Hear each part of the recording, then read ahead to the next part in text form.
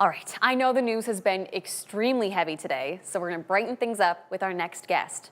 Earlier this week, we got to chat with a local man, Matt Hauser. After years of racing, he is now an AMRA national champion. Here's what he had to say about the journey in a place that means so much to him and his team. All right, Matt, thank you so much for bringing us down to Motorcycle Specialties today, and congratulations on your big win. Thank you. Appreciate you guys being here. Absolutely. We'll get to the importance of being in this building in just a second. But first of all, AMRA champion, what is the exact category that you're racing? I race in the 1030 Super Pro class. And you got to break this down for me. What does that mean exactly? So what it is, it's a heads-up bracket, and we get to as close as we can to a 1030 number in the quarter mile without going under. Nice. What kind of tracks do you race on? We travel mostly east part of the nation, and we do 6 stops in 8 months. Last year we traveled 6,600 miles. And you've been working up to this moment. Have you won the championship before? No, this is my first time winning the championship. I've won other events, but this is the series. So. Well, what was that like when you crossed the finish line? Did you know right away, or was it a tight race? Yeah, we knew going into the race that the championship was sealed based on some other outcomes and stuff that day. So.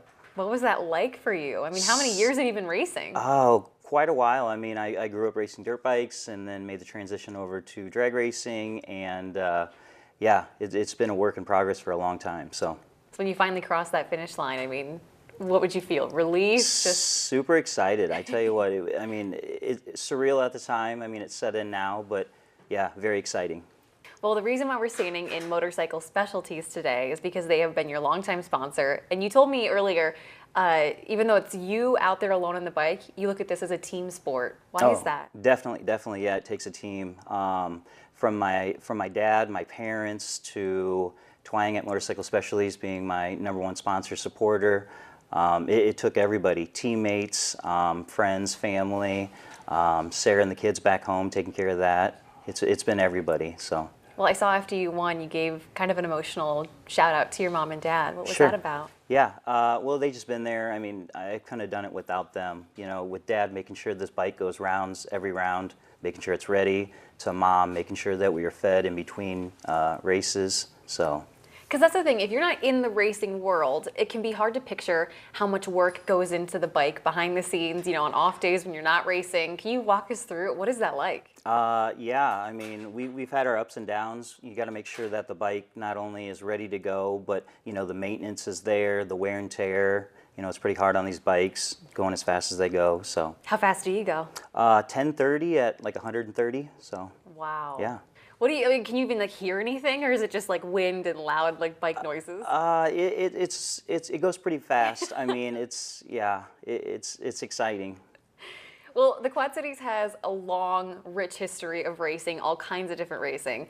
But for people that aren't around the sport or don't know it, what are some big misconceptions, especially drag racing, that people don't know about? People think it's easy. It's just a straight shot. There's a lot to it. I mean, reaction time, shifts. Like I said, maintenance on the bike, making sure that's good. You know, maintenance with myself, making sure I'm in physical, form, ready to go. So.